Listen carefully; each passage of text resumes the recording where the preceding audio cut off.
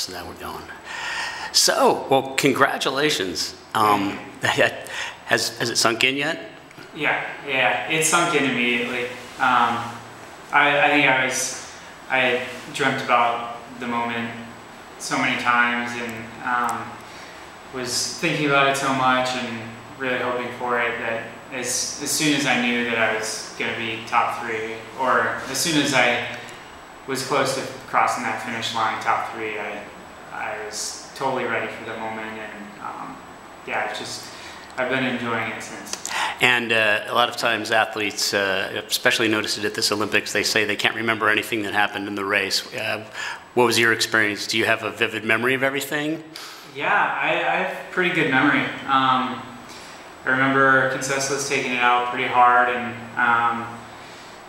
just being like, all right, here we go, this is what you wanted, and McKissy kind of let a gap open up, so I filled that gap and just stuck behind Conseslus, and then I think right after 2 laps maybe, or like after a K, Conseslus started slowing up a little bit, and I was just like, I don't want it to be slow, I don't want to let anyone back in the race, and so I just tried to get up front and keep the pace honest the rest of the way, and kind of hang on to a little something for that last lap and hope for top 3. So was that how you approached it? You just went in and said you're just going to race, or did you have like a plan A, a plan B, that kind of thing? I had plan A, plan B.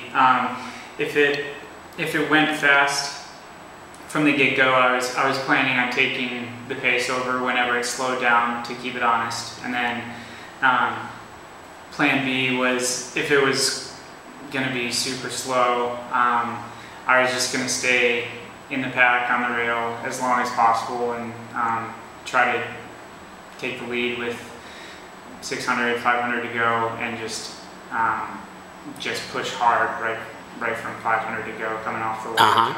And like, I know that a last lap hasn't been my strength in years past, but typically that last lap, that move comes all at 300 to go, and it's one big burst, and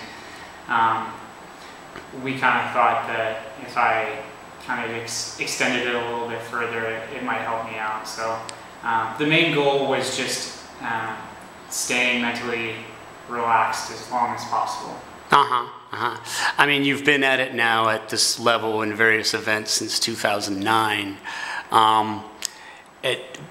But the Olympics only come around once every 4 years. Is it a tougher exercise in keeping your cool going into this race than, say, even at a World Championships or a big race on the, big Diamond League race?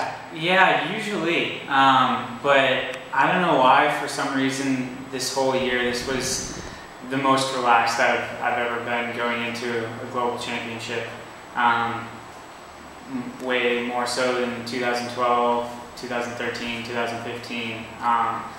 I think my main mission for this year was to just stay mentally relaxed throughout the race, and I thought that if I was able to do that, I would give myself the best chance of medaling.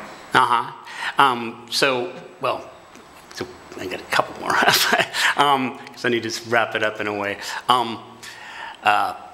So did you, by now were you pretty confident? I mean, was it a matter of just that you were confident that, you were certainly ready to medal, and so it was something that wasn't like some crazy outside thing? So, I think the first 2 global championships that I ran,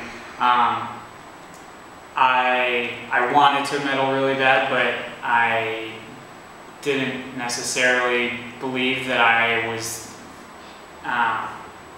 in the top 3 as far as being the best steeplechaser.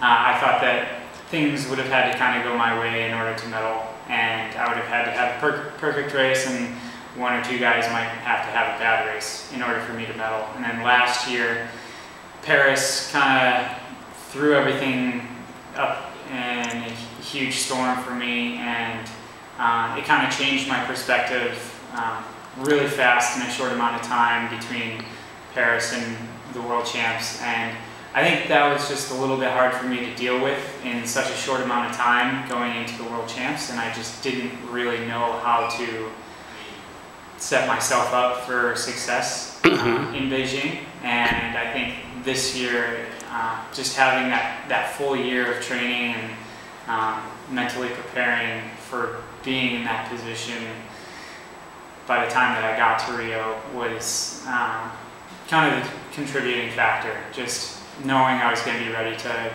be in contention for a medal the entire year, and just being mentally prepared. Awesome.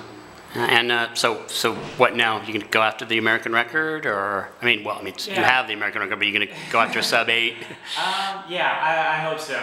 I'm going to do 1 or 2 races in Europe, and the last one will be in Brussels, and that'll be a steeple. So it kind of depends on what everyone wants to run, but I definitely feel really fit right now, and I ran 8:04 leading a good portion of the race, so I feel like I'm in pretty good shape. Hopefully I can. Okay, and this fall, anything you're going to do to celebrate this big one? I'm getting married in October. Awesome! So, yeah. Congratulations. Yeah, so we're just gonna continue the party all fall. Yeah. Okay, great. Thank you so much, Evan. Congratulations. Thanks.